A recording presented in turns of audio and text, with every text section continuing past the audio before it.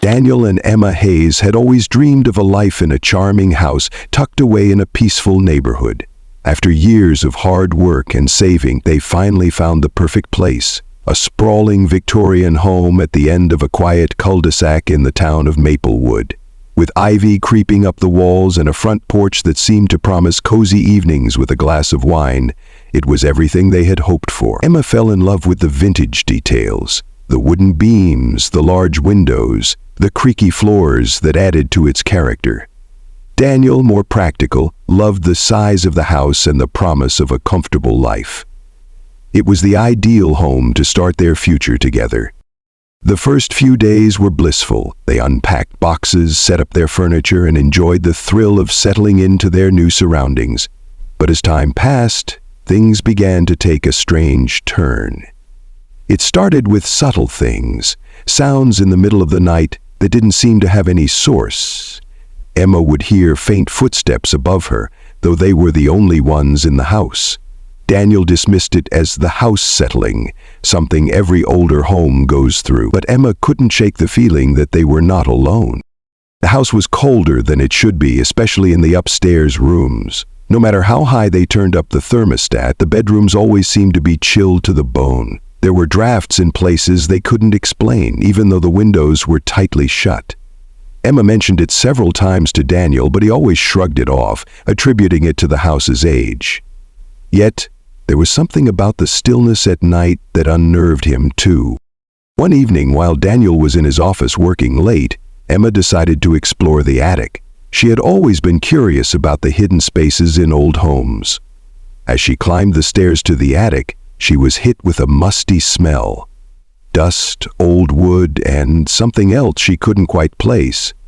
The attic was crammed with old furniture, forgotten relics from past owners. She scanned the room, her flashlight illuminating dusty boxes, old trunks, and stacks of newspapers that had yellowed with age. But it was the far corner of the attic that caught her eye. There, behind a stack of old blankets, was a door. It was small and barely noticeable, hidden away by the clutter. When she opened it, she discovered a narrow, dark passageway leading to a small, windowless room. Emma felt a sudden chill as she stepped inside.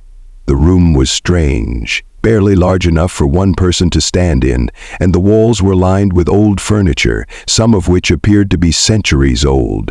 What struck her, however, were the strange symbols etched into the floorboards.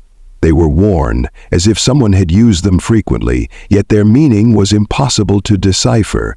The air felt thick in that room, as if it were holding on to secrets from the past. She quickly left, unsettled, and returned to the main part of the house.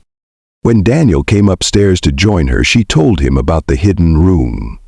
He wasn't sure what to make of it, but figured it was just another quirky feature of an old house. Still, something about the room felt wrong, and neither of them could shake the odd sense of unease that began to settle over them like a heavy fog. The next few days brought more inexplicable events. Doors would creak open on their own, and lights flickered even when the power seemed fine. The house felt more alive, but in a way that didn't seem comforting.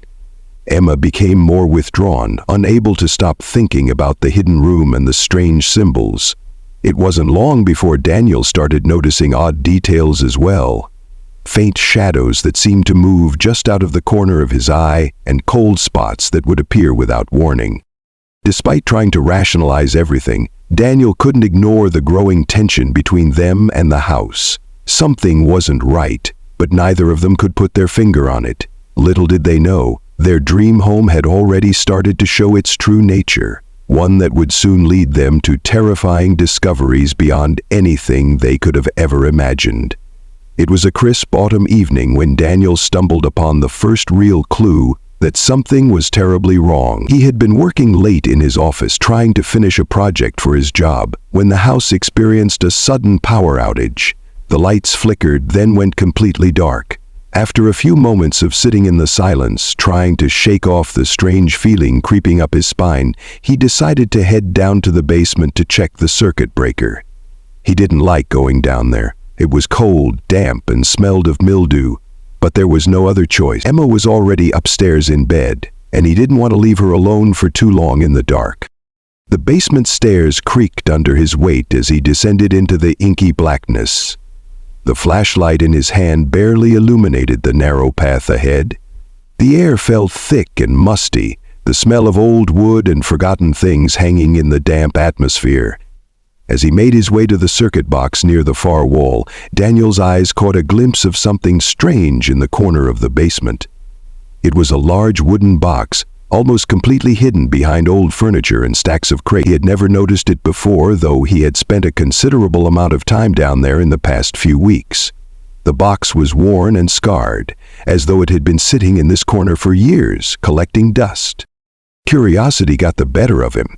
Daniel walked over to the box, brushing away cobwebs as he knelt beside it. The wood was rough and faded, and there was something almost unsettling about it. It didn't look like anything he would expect to find in a basement, especially not one that had been untouched for so long. He hesitated for a moment, but then opened the box, his fingers trembling slightly as he pried the lid apart. Inside, the contents were even more bizarre. At first, he thought it was just a collection of old photographs and papers, but as he sifted through them, his heart began to race. The photographs were all taken inside the house. Some were taken years ago, while others seemed much older. People he didn't recognize smiled in the photos, standing in various parts of the home, but there was something unsettling about these people, something in the way they stared at the camera, almost too intensely, like they were trying to communicate a secret. The most chilling photo was one of a woman, standing in the same spot where Emma now stood every morning by the kitchen window. The woman in the picture was almost identical to Emma, down to the same color of hair and the same pale skin. Yet the photo was decades old, much older than Emma's own life. The woman's face was stiff and expressionless, her eyes hollow, as though her soul had been drained from her. The longer Daniel stared at the picture, the more certain he became that it wasn't just a coincidence. Alongside the photos there were several journals, their pages yellowed and brittle. Daniel flipped through the journals, reading the scrawled, messy handwriting. The entries were erratic, full of rambling thoughts that didn't make sense. One entry caught his eye. "She watches from the walls. She knows everything." The words sent a shiver down his spine, and he couldn't help but feel like the house itself was alive, watching him as he read those words. The box also contained a series of old, torn maps of the house, with strange markings scattered across them. Daniel's fingers shook as he examined the maps, noticing how they seemed to indicate rooms that weren't even there anymore. There were hidden spaces marked, including one that seemed to match the small hidden room Emma had found in the attic. The more he looked, the more it became clear that whoever had left these items behind had known something about this house. Something dark and disturbing. As Daniel's mind raced, trying to piece together the significance of the items in the box, the hairs on the back of his neck stood up. There was no mistaking it now. This house was hiding something. But what? And why had the previous occupants left such unsettling artifacts behind? Before he could answer his own questions, a loud bang echoed through the basement, making Daniel jump. His heart pounded as he turned, his flashlight darting across the room. There was no one there. The basement was empty, but the air felt thicker, heavier, as if the house was closing in on him. He quickly slammed the lid of the box shut and backed away, the uneasy feeling in his chest growing stronger. He had to tell Emma, but as he hurried up the stairs, he couldn't shake the sense that whatever was hidden in this house was already beginning to awaken, and it was starting with him. Over the next few days, Daniel became consumed by what he had found in the basement. He couldn't shake the images from the photographs, the unsettling journals, or the strange maps that seemed to hint at hidden corners of the house that no one had ever mentioned. Each time he passed the basement door, he felt as though something was watching him from within. He knew he had to find answers, so he threw himself into researching the house's history. The first step was visiting the local library, hoping to dig up some information about the house's past.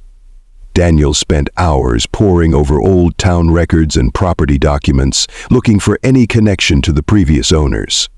After a while, he found a file labeled McKinley Residence. His pulse quickened as he opened it. The file contained a brief history of the house and its former occupants. The most shocking detail was the name of the woman who had owned the house before them, Margaret McKinley.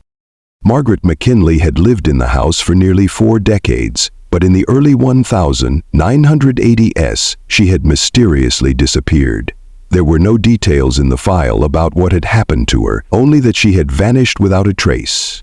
The police had investigated, but no clues were ever found, and the case went cold. The house had remained vacant for several years after that, and when it was sold again, it was to another couple who only lasted a year before moving out. In fact, the house had been sold multiple times over the years, with each new owner leaving quickly and citing strange occurrences. This made Daniel shiver. Every owner who had lived there before them had experienced something unnerving, and none of them stayed long. The more he read, the more he realized that the house wasn't just a quirky old structure. It was a place with a dark past that seemed to haunt its residents. The unsettling sense of being watched, the cold spots, the mysterious photographs, everything now felt like part of a much larger story. Determined to learn more, Daniel turned to a local historian named Henry Adams, who had lived in Maplewood for decades. Henry had a reputation for knowing everything about the town's history, and Daniel hoped he might have some insight into the McKinley family and the house's troubling past. As the days passed, Daniel became increasingly obsessed with uncovering the secrets of the house. His conversations with Henry, the local historian, and his discoveries in the basement had left him rattled, but now there was a pressing sense of urgency in everything he did. The house felt colder, more oppressive, as if the very walls were watching him. Emma, however, seemed to grow more withdrawn, almost like she was becoming consumed by the house's dark presence. She hadn't been herself lately, and Daniel couldn't help but wonder if the strange occurrences were starting to affect her too. One evening after dinner, Daniel returned home late to find the house unusually quiet. Emma wasn't in the living room where she usually relaxed with a book. He called out her name, but there was no response. He felt an unease creeping up his spine as he moved through the house, checking each room. Her car was parked in the driveway and the front door was unlocked, so where could she have gone? Panic slowly began to settle in as he made his way upstairs, calling her name with rising concern. When he reached the master bedroom, he froze. The door was slightly ajar, but inside there was no sign of Emma. His heart began to race as he checked the bathroom and the walk-in closet, only to find them empty.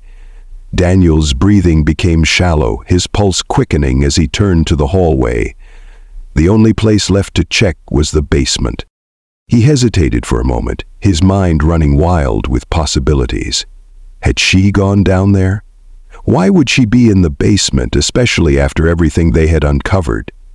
As he descended the stairs, the house felt unusually cold, and the silence was deafening. It was as though time itself had frozen.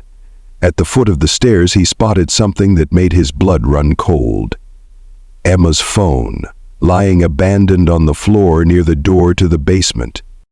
His chest tightened, and he rushed forward, calling her name again. No answer.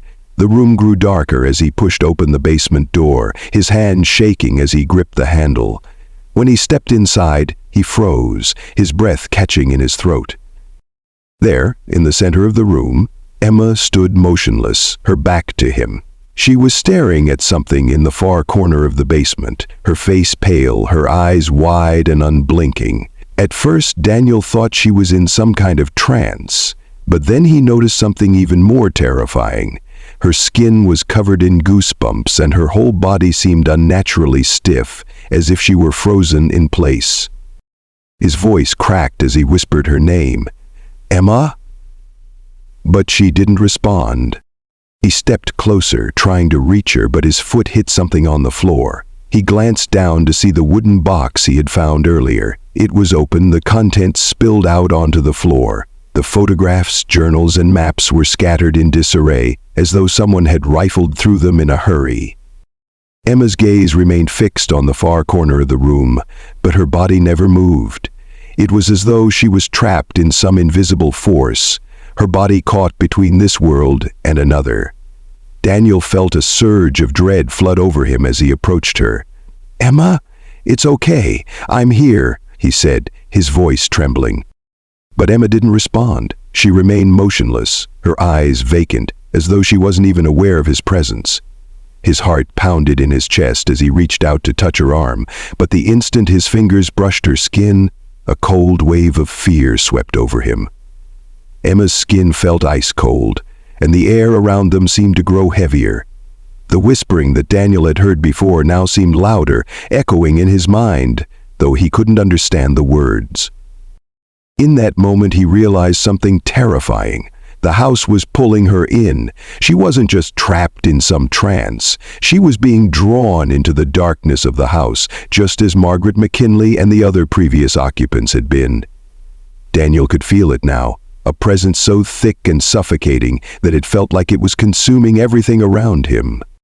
Panicking, he grabbed Emma by the shoulders and shook her, trying to rouse her from whatever grip the house had on her, but she remained unresponsive, her eyes fixed on the corner of the room, her breath shallow and rapid.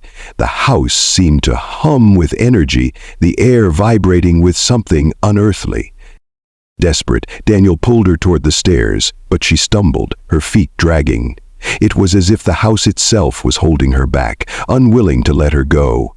He had to get her out of the house. But even as he tried to leave the basement, a sickening realization struck him. Emma wasn't just trapped in the house, she was becoming a part of it. And the longer they stayed, the more it would claim them both. Daniel managed to get Emma upstairs, her body limp in his arms, and laid her down on the bed. His hands shook as he tried to rouse her, calling her name over and over, but she remained unresponsive, her eyes distant and glassy. The coldness from the basement seemed to follow them, settling in the room like a heavy fog. Daniel's mind raced with fear and confusion. What had happened to her down there? Why was she acting this way? He sat beside her, unable to tear his eyes away from her pale, lifeless face. It was as if her spirit had been sucked from her body, leaving behind only a hollow shell. The air in the room felt thick, oppressive, as if the walls themselves were closing in. He had to do something, but what? How could he help her when the house itself seemed to be fighting him every step of the way? Desperate for answers, Daniel decided to go back to the hidden room in the attic. He had to know what was causing this. Maybe there was something in those old journals, something that would explain what was happening to Emma and to him. As he walked through the house, every step felt heavier, as though the very structure was pressing down on him. The house seemed to be alive, its creaking floors and groaning walls like a warning, but Daniel refused to turn back. He had no choice but to face whatever darkness lurked within. When he reached the attic, the same musty smell hit him, and the air felt colder. The small hidden room was still there, its door slightly ajar, as though it had been waiting for him. As he stepped inside, he could feel the weight of the house pressing in on him, and for the first time he understood what it was. This house wasn't just haunted. It was a prison, a place that trapped the souls of those who had lived there, weaving them into its very fabric. The house was alive, feeding off the fear and pain of its inhabitants. And now it had Emma. Daniel's flashlight flickered as he approached the symbols on the floor. The markings were more distinct now, as if they had been activated by his presence. He knelt down to examine them again, and this time he noticed something new. One of the symbols was slightly raised, the floorboards underneath it giving way to a small hidden compartment. His heart raced as he pried open the floorboards, revealing a leather-bound book that had been hidden for who knows how long. With trembling hands, Daniel opened the book. The pages were yellowed with age, but the writing was clear. It was a journal, one that had been kept by someone who had lived in the house long before the McKinleys. As he flipped through the pages, his eyes widened in horror. The entries were filled with descriptions of strange rituals, of attempts to harness dark forces within the house, of people being drawn into its grip. The writer spoke of a powerful entity that inhabited the house, an ancient being that fed on the souls of those who lived there, keeping them trapped in a never-ending cycle of fear.